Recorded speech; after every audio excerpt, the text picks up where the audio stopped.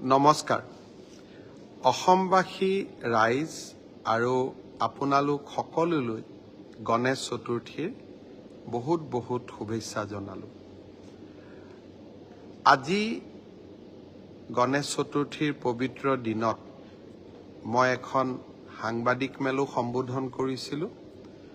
দৰাচলতে এই সাংবাদিক মেলখনত যোৱা লখিমপুৰ কেবিনেটত আমি গ্ৰহণ কৰা কেইটামান ঐতিহাসিক সিদ্ধান্তৰ বিষয়ে ৰাইজক অৱগত কৰিছিলোঁ।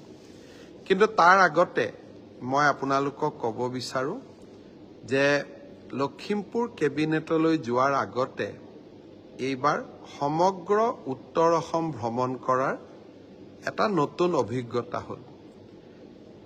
3 অক্টোবৰ তাৰিখে বিজেপিৰ সদস্যতা অভিযানত অংশগ্ৰহণ কৰি মই মটৰ গাড়ীৰে পোনে চতিয়ালৈ গ'লোঁ। চতিয়াত 20 আগষ্ট 1942 চনত স্বাধীনতাৰ তিৰংগ পতাকা চতিয়া থানাত উত্তোলন কৰা হৈছিল। ভাৰতৰ স্বাধীনতা সংগ্ৰামৰ ই এটা ঐতিহাসিক ঘটনা। থানাখন পৰিদৰ্শন কৰিলোঁ আৰু ইয়াৰ সৌন্দৰ্য বৰ্ধনৰ বাবেও 5 কোটি টকা ৰাজ্য চৰকাৰৰ পৰা আগবঢ়ালোঁ। তাৰ পিছত মই গ'লোঁ বিশ্বনাথত। বিশ্বনাথ মেডিকেল কলেজ পৰিদৰ্শন কৰিলোঁ। 2025 চনত এই মেডিকেল কলেজখন আমি আৰম্ভ কৰিম। বিশ্বনাথত ইতিমধ্যে নিৰ্মাণ সম্পূৰ্ণ হোৱা 100খন বিচনাযুক্ত জিলা চিকিৎসালয় এখনো মই উদ্বোধন কৰিলোঁ। বিশ্বনাথৰ পৰা গৈ আমি বিহালী পালোঁ।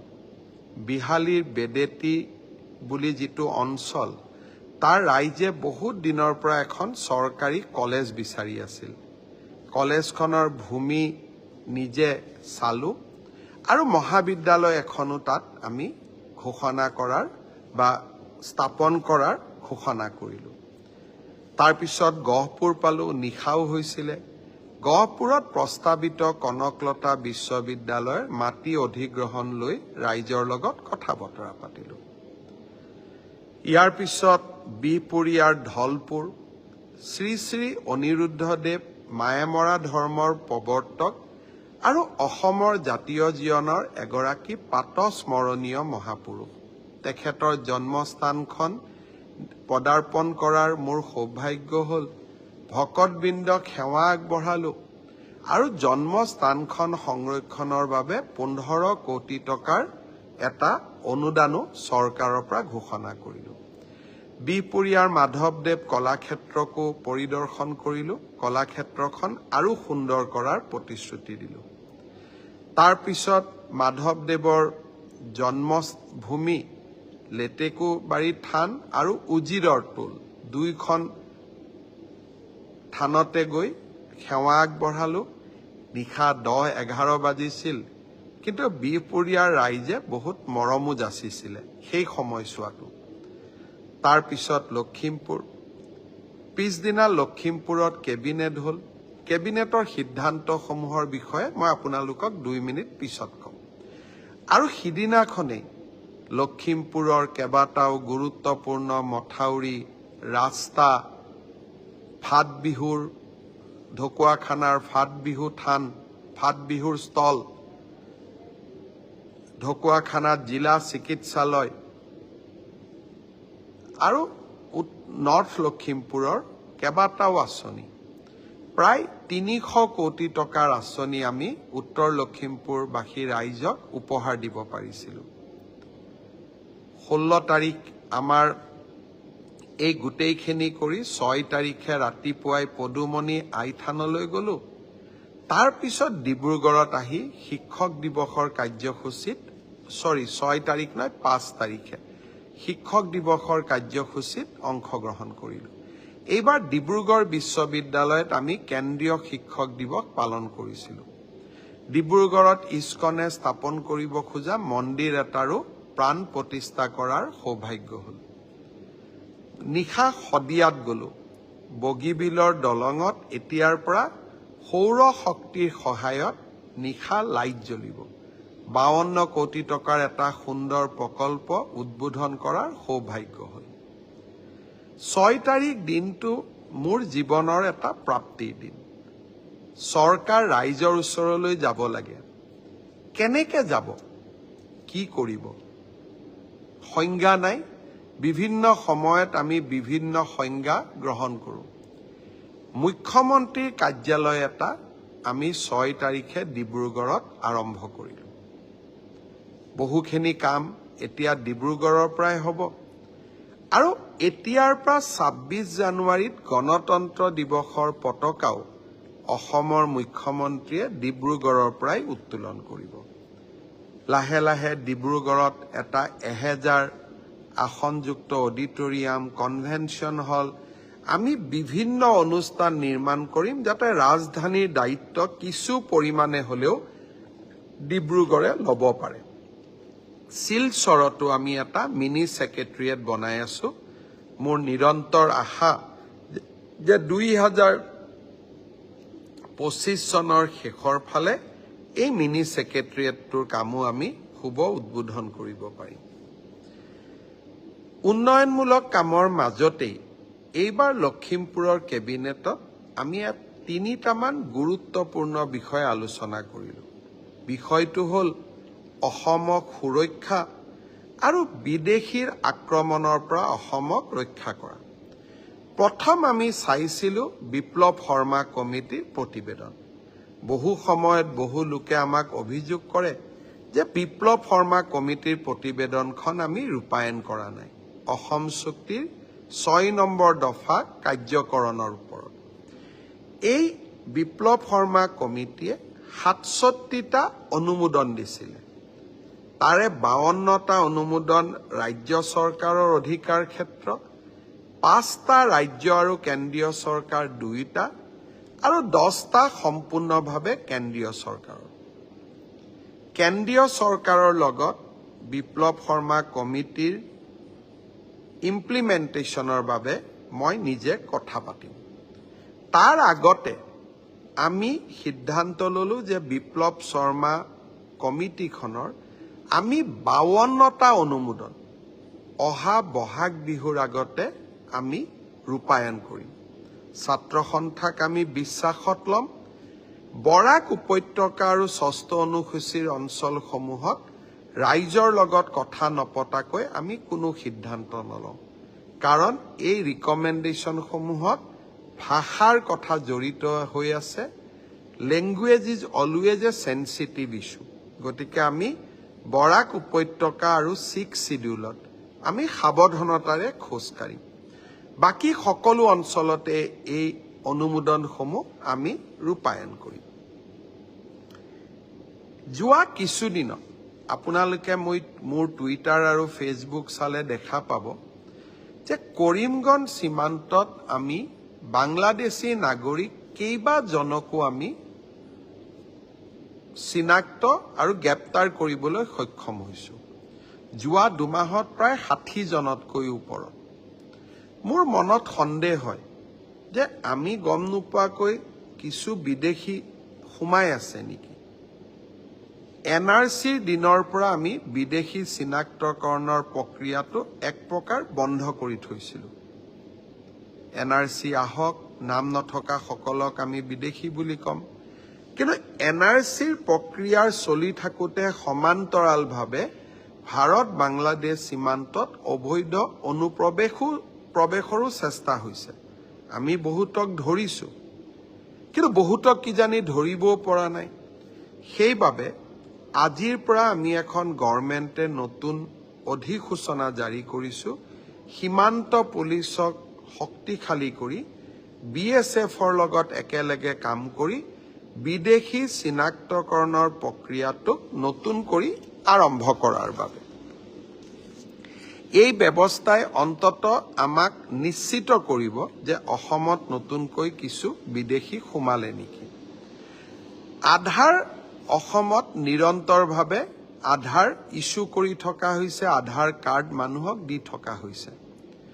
আমি বন্ধ হৈ থকা আধাৰ কাৰ্ডবিলাক মুকলি কৰি দিবলৈ সিদ্ধান্ত লৈছোঁ। অহা কিছুদিনৰ ভিতৰত বন্ধ হৈ থকা সকলে আধাৰ পাব। কিন্তু সকলোকে সকলো সময়তে আধাৰ দি থাকিব পাৰি নেকি? আজি জন্ম লোৱা 16 বছৰৰ তলৰ লোকসকলৰ কথা বেলেগ। 100% আধাৰ কাভাৰেজ হৈ যোৱাৰ পিছতো প্ৰাপ্তবয়স্ক কোন লোকে আকৌ আধাৰ ল'বলৈ আহে? সন্দেহৰ অৱকাশ থাকে। সেইবাবে আমি এটা আজি চৰকাৰে সিদ্ধান্ত লৈছো যে আধাৰ লোৱাৰ আগতে অন্তত 2014ত NRCত আবেদন কৰাৰ প্ৰমাণ থাকিব লাগিব। NRCত নাম আছে নে নাই দ্বিতীয় কথা, কিন্তু আবেদনটোতো কৰিব লাগিব। যদি আবেদনেই কৰা নাই, তাৰ মানে আপুনি 2014 চনৰ পিছত অসমত আহিছে।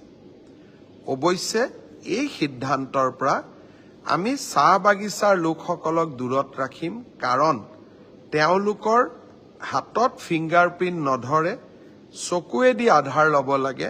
আমি মেচিন আনিব পৰা নাই, কিছু আধাৰ আমি জেনুইনলি দিব বাকী আছে। কিন্তু আন অঞ্চলসমূহত এতিয়াৰ পৰা আধাৰ ল'ব লাগিলে অন্তত NRCত আবেদন কৰাৰ প্ৰমাণ আমাক লাগিব। তিনিওটা সিদ্ধান্তই বিপ্লৱ শৰ্মা কমিটিৰ প্ৰতিবেদন, আধাৰত কিছু চাই চিতি আধাৰ প্ৰদান কৰা আৰু পূৰ্ণ পৰ্যায়ত বিদেশী চিনাক্তকৰণৰ প্ৰক্ৰিয়া আৰম্ভ কৰা, এই তিনিওটাই আমাৰ জাতিটোক সুৰক্ষিত কৰাত সহায় কৰিব। আপোনালোকৰ অৱদান, আপোনালোকৰ কমেণ্ট কি এই সম্পৰ্কত? কমেণ্ট বক্সত গৈ আপোনালোকে কমেণ্ট কৰিব। কমেণ্টবিলাক পঢ়িলে ময়ো গম পাম যে আপোনালোকে আমাক সমৰ্থন কৰিছে, আশীৰ্বাদ কৰিছে।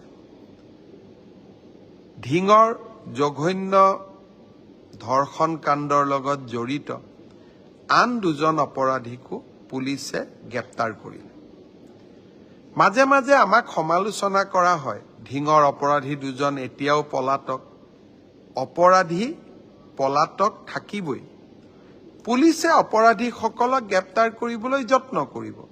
কেতিয়াবা 2 দিন পলম হ'ব পাৰে, কিন্তু পলম হোৱা মানে এইটো কথা নুবুজায় যে অপৰাধী আমাৰ মাজৰ পৰা, আমাৰ হাতৰ পৰা সাৰি যাব পাৰিব। আমি নিৰন্তৰ ব্যৱস্থা হাতত লওঁ আৰু হাতত লৈ থাকিম। আজি ধিঙৰ জঘন্য ধৰ্ষণ কাণ্ডৰ লগত জড়িত 2 গৰাকী অভিযুক্তক গ্ৰেপ্তাৰে অসম পুলিচৰ কৰ্তব্যপৰায়ণতাকে আকৌ এবাৰ প্ৰমাণ কৰিছে। এতিয়া বহু ব্যক্তিয়ে কৈ আছে যে ট্ৰেডিঙৰ লগত জড়িত অপৰাধীবিলাক ধৰিব পাৰিবনে নাই। মই যেতিয়াই সাংবাদিকক লগ পাওঁ, এগৰাকী বিশেষ অভিনেত্ৰীৰ কথাও মোক সোধে। মই অৱশ্যে কোনো ব্যক্তিৰ বিৰুদ্ধেও ক'ব নোখোজো আৰু মই ব্যক্তিগতভাৱে ঘটনাটো চোৱাও নাই, কিন্তু পুলিচক মই নিৰ্দেশ দিছো, অভিনেতাই হওক, অভিনেত্ৰীয়ে হওক বা আন কোনোবাই হওক, ট্ৰেডিঙৰ লগত জড়িত প্ৰত্যেকগৰাকী ব্যক্তিকে আমি গ্ৰেপ্তাৰ কৰিব লাগিব। আৰু এই ট্ৰেডিঙৰ লগত জড়িত ঘটনা যাতে অসমত পুনৰাবৃত্তি নহয়, তাৰ বাবে আমি ব্যৱস্থা ল'ব লাগিব। মই ৰাইজক এটা অনুৰোধ জনাম, সকলো মানুহে ষ্টক এক্সচেঞ্জত টকা বিনিয়োগ কৰিব পাৰে। তাৰ কাৰণে ৰাস্তা কি? এটা ডিমেট একাউণ্ট খুলিব লাগে আৰু ডিমেট একাউণ্টৰ জৰিয়তে আমি ষ্টকত আমাৰ ধন বিনিয়োগ কৰিব পাৰোঁ। আজিকালি কলেজ ইউনিভাৰ্চিটিত পঢ়া ল'ৰাইও ষ্টকত টকা বিনিয়োগ কৰে, কম পৰিমাণে হ'লেও, আৰু এটা ভাল ফাইনেন্সিয়েল কেৰিয়াৰো বনায়। ই এটা সহজ পন্থা। কিন্তু আপোনাৰ টকা মই লৈ ষ্টক এক্সচেঞ্জত বিনিয়োগ কৰিব নোৱাৰো। বহুতে কয় ষ্টকতহে টকা বিনিয়োগ কৰিছে, এইটো লিগেল। ই একেবাৰে ইলিগেল। ৰিজাৰ্ভ বেংকৰ অনুমতি নোহোৱাকৈ আমি কোনেও বেলেগৰ টকা ল'ব নোৱাৰো। আৰু 30% সুদ দিম বুলি কাগজত লিখি দিয়া, ইটো আৰু অপৰাধ। দুখীয়া মানুহৰ টকা লোৱা ই আৰু অপৰাধ। আমি অসম পুলিচক আজি এটা SIT গঠন কৰিব দিছো, যাতে এই ধৰণে মানুহৰ পৰা টকা সংগ্ৰহ কৰা প্ৰত্যেকজন ব্যক্তিক আমি গ্ৰেপ্তাৰ কৰিব পাৰোঁ। বহুতে কয় যে এই ঘটনা চলি আছিল, ময়ো নাজানিছিলোঁ। কিছুদিন আগতে এটা এনেকুৱা ট্ৰেডিং কোম্পানীয়ে মোক অনুৰোধ কৰিলে যে 1 কোটি টকা আমি CM ৰিলিফ ফাণ্ডত দিব খোজোঁ। মোৰ সন্দেহ হ'ল যে 1 কোটি টকা ডেকা ল'ৰাকেইজনে কিয় দিব খুজিছে CM ৰিলিফ ফাণ্ডত? তেওঁলোকে টকাই বা ক'ৰ পৰা পালে? তেওঁলোকৰ বিষয়ে কিছু খবৰ সংগ্ৰহ কৰিলোঁ। লগে লগে মোৰ সন্দেহ হ'ল, পুলিচক ঘটনাটোৰ তদন্ত কৰিব দিলোঁ। আজি এতিয়া ঘটনাটো বিয়াগুম ঘটনালৈ পৰিগণিত হৈছে। মই আশা কৰোঁ পুলিচে ক্ষিপ্ৰতাৰে তদন্ত কৰিব আৰু ব্যৱস্থাও ল'ব। কিন্তু লগে লগে আমি এই ঘটনাটোৰ তদন্ত কৰিবলৈ এনফৰ্চমেণ্ট ডাইৰেক্টৰ, প্ৰৱৰ্তক নিৰ্দেশালয় আৰু ইনকাম টেক্স ডিপাৰ্টমেণ্টলৈকেও চিঠি লিখিছোঁ আৰু মোৰ পৰ্যায়তো মই এই বিষয়ে উচ্চ পদস্থ বিষয়াসকলৰ লগত টেক আপ কৰিম। আৰু কিছুদিন তদন্তৰ পিছত যদি মোৰ মনে ধৰে যে ইয়াত আন্তঃৰাজ্যিক চক্ৰও জড়িত আছে বা অসম পুলিচে তদন্ত কৰিবৰ বাবে টেকনিকেলি ইকুইপ নহয়, প্ৰয়োজন সাপেক্ষে এই ঘটনাটো CBIৰ হাতলৈ গতাই দিবৰ বাবেও আমি সাজু হৈ আছোঁ। ৰাইজক আকৌ এবাৰ অনুৰোধ কৰিম, সাঁচতীয়া ধন কেতিয়াও কোনো ব্যক্তিৰ প্ৰৰোচনাত বিনিয়োগ নকৰিব। মানুহে বাৰে বাৰে ঠগ আৰু প্ৰবঞ্চকৰ চিকাৰ হৈছে আৰু আমি এনেধৰণে নিজক কিয় ঠগ আৰু প্ৰবঞ্চকৰ চিকাৰ কৰিম? আশা কৰোঁ আপোনালোকে মোৰ কথাখিনি সকলোৱে বুজি পাব। এইকেইটা দিন আমাৰ 2-3টা নতুন প্ৰচেষ্টা যে নিযুত মইনা আঁচনিখনৰ হিতাধিকাৰীসকলক অক্টোবৰ মাহৰ ভিতৰত আমি তেওঁলোকৰ প্ৰথম কিস্তিৰ ধন আদায় দিয়া। মই মোৰ ভাগিনসকলক অনুৰোধ কৰিম আৰু আকৌ এবাৰ প্ৰতিশ্ৰুতি দিম যে নিযুত মইনাৰ ধন আপোনালোকৰ একাউণ্টলৈ আহি আছে। অহাকালি মই অসমৰ জিলা উপায়ুক্তসকলক মাতিছোঁ। 15 ছেপ্টেম্বৰত আমাৰ প্ৰথমটো ৰিক্ৰুইটমেণ্টৰ পৰীক্ষা আৰম্ভ হ'ব। 11 লাখ প্ৰাৰ্থী।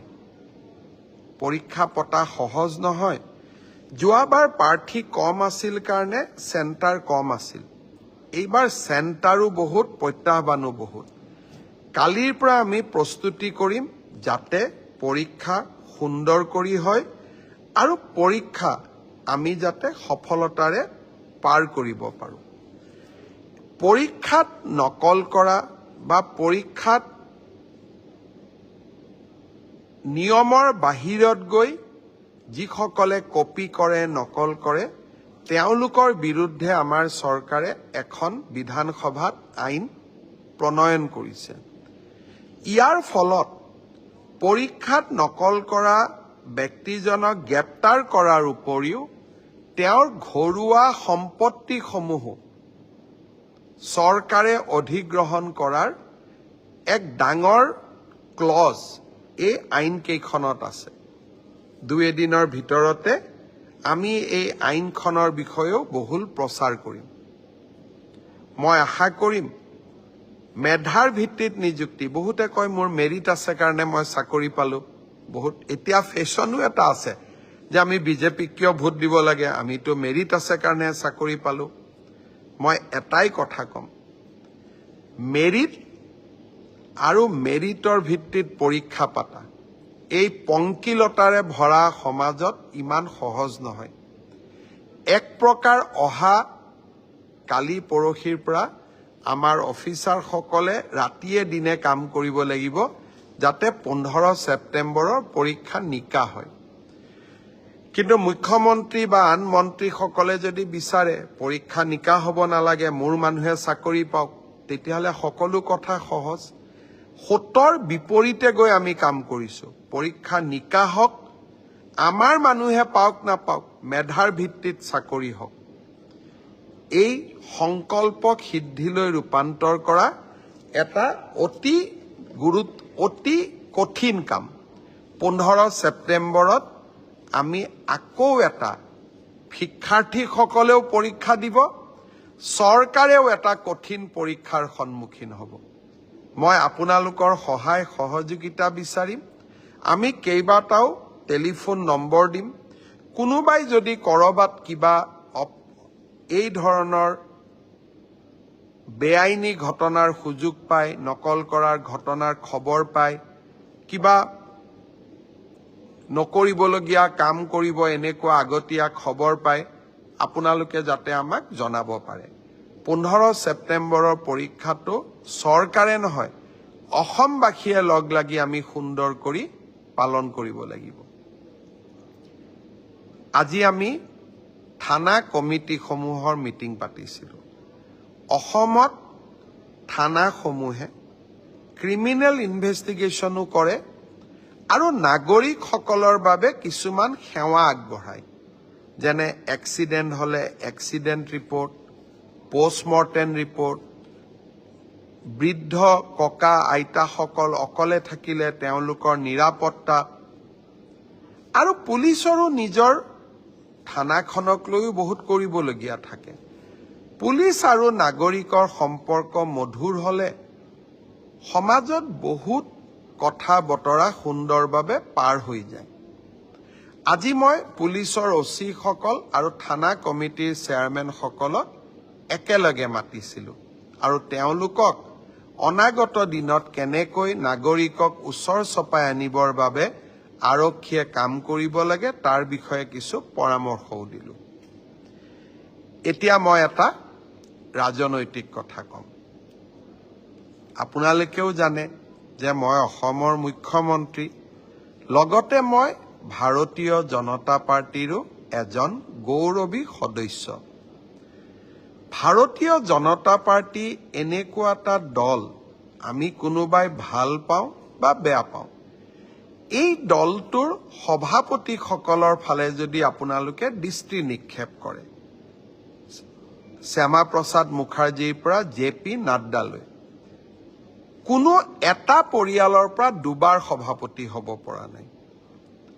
আৰু আমাৰ দলৰ প্ৰত্যেকজন সভাপতিকে যদি আপোনালোকে চাই, অটল বিহাৰী বাজপেয়ী, লাল কৃষ্ণ আদৱানী, অমিত শ্বাহ, JP নাড্ডা, শ্যামা প্ৰসাদ মুখাৰ্জী, দীনদয়াল উপাধ্যায়, সকলো সৰু সৰু পৰিয়ালৰ পৰা আহি ডাঙৰ ব্যক্তি হৈছে। এজন মানুহে জীৱনত কেনেকৈ সফল হ'ব পাৰে, বুথ কমিটিৰ সভাপতিৰ পৰা দেশৰ গৃহমন্ত্ৰীলৈ অমিত শ্বাহৰ জীৱন গাথাই প্ৰেৰণা যোগায়। এজন পাটনা ইউনিভাৰ্চিটিৰ ছাত্ৰ কৰ্মীৰ পৰা ভাৰতীয় জনতা পাৰ্টিৰ সভাপতিলৈ JP নাড্ডাৰ জীৱন কথাই আমাক প্ৰেৰণা দিয়ে। সংঘৰ এজন প্ৰচাৰকৰ পৰা দেশৰ প্ৰধানমন্ত্ৰীলৈ নৰেন্দ্ৰ মোদীৰ জীৱন গাথাই আমাক প্ৰেৰণা দিয়ে। এই দলটোৰ সদস্য ভৰ্তি হ'ব পৰাটো মোৰ বাবে গৌৰৱৰ কথা।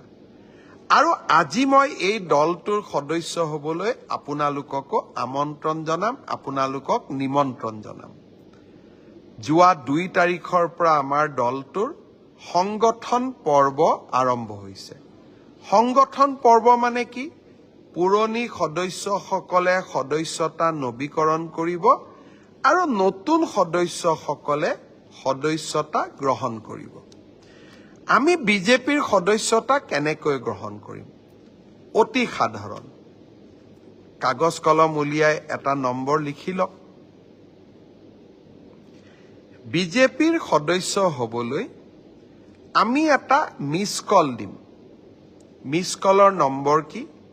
8800002024।